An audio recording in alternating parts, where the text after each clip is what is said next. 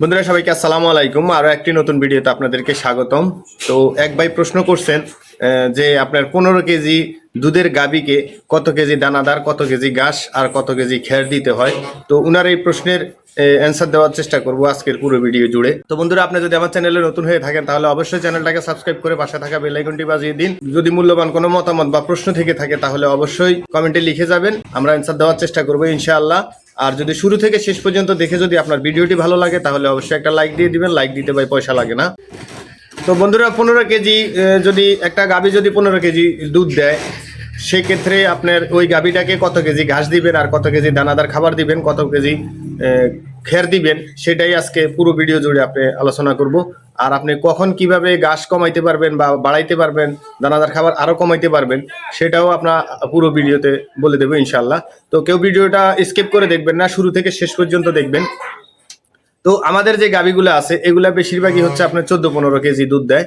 তো আমরা যখন আমাদের এখন যেহেতু ঘাসের সংকট, তো যখন আমাদের ঘাস হিউজ পরিমাণ থাকে তখন আমরা কত কেজি করে ঘাস দেই আর কত কেজি করে দানাদার দেই, সেটাই আপনাদেরকে বলবো আর কি। তো আমরা যেহেতু এখন যখন আমাদের হিউজ পরিমাণ ঘাস থাকে তখন আমরা এক একটা গাভীকে 40 কেজি, 35 থেকে 40 কেজি পর্যন্ত আমরা কাঁচা ঘাস দিয়ে থাকি। আর হচ্ছে 10 কেজি দেই হচ্ছে দানাদার খাবার। তো অনেকে আছেন ডাক্তার যারা, অনেকেই আপনার বলেন যে এক একটা গাভী যত কেজি দুধই দেখ আর ওয়েট যত বেশি হোক 8 কেজি দানাদারের বেশি দেওয়া যাবে না, তাহলে ওর হচ্ছে বিভিন্ন সমস্যা হতে পারে, ফুড পয়জনিং হইতে পারে, তারপরে ফ্যাট ফুলে যেতে পারে। আসলে আমাদের গরুগুলোর এই ধরনের কোনো সমস্যা হয় নাই এখন পর্যন্ত ইনশাআল্লাহ। তো আপনার গরুর ওয়েটটাও অনেকটাই নির্ভর করে দানাদার খাবার আর ঘাসের উপরে। আমাদের এক একটা গরুর ওয়েট হচ্ছে প্রায় 450 প্লাস প্রত্যেকটা, বেশিরভাগই গাভীর। তো আপনি একটা বিষয় মনে রাখবেন, যদি আপনার 15 কেজি দুধ দেয় তাহলে আপনি 40 কেজি মিনিমাম ঘাস দিবেন আর হচ্ছে 10 কেজি মিনিমাম দানাদার খাবার। আর এর ভিতরে আপনি হয়তো বা সরিষার খোল দিতে পারেন। সরিষার খোল আমরা এক একটা গাভীকে 250 গ্রাম করে দেই, মানে শুকনা 250 গ্রাম, কিন্তু এরপরে ভিজানোর পরে তো এটার ওয়েট আরও বেড়ে যায়। তো এই হচ্ছে আমরা আমাদের গাভীকে খাওয়াই। আর ক্যালসিয়াম, জিঙ্ক আমরা প্রত্যেক একদিন পর পরে দেই 50 মিলি করে, 100 মিলি। আর এটাই হচ্ছে যে আসলে আমাদের 15 কেজি দুধের গাভীর খাবারের রেশিও।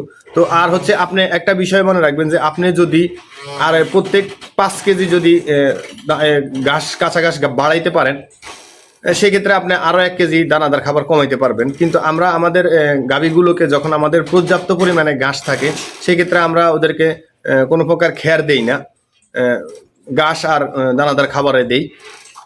তো আশা করি আপনি বিষয়টা বুঝতে পারছেন যে কতটুক দানাদার দিবেন আর কতটুক ঘাস দিবেন।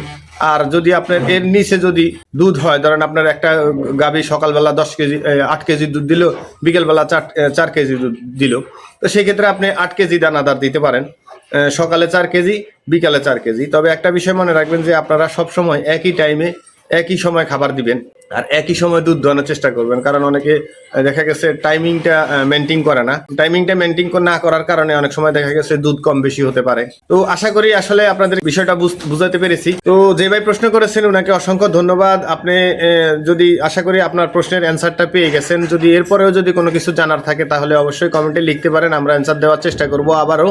তো পাশে থাকবেন, আমাদের জন্য দোয়া করবেন। আর ভিডিওটা যদি এই পর্যন্ত দেখে থাকেন তাহলে অবশ্যই আপনার ভালো লেগেছে, তাহলে অবশ্যই একটা লাইক দিয়ে দিবেন। তো পাশে থাকবেন, সুস্থ থাকবেন, সবাই দোয়া করবেন আমাদের জন্য। আসসালামু আলাইকুম রহমতুল্লাহি ওয়া বারাকাতুহু।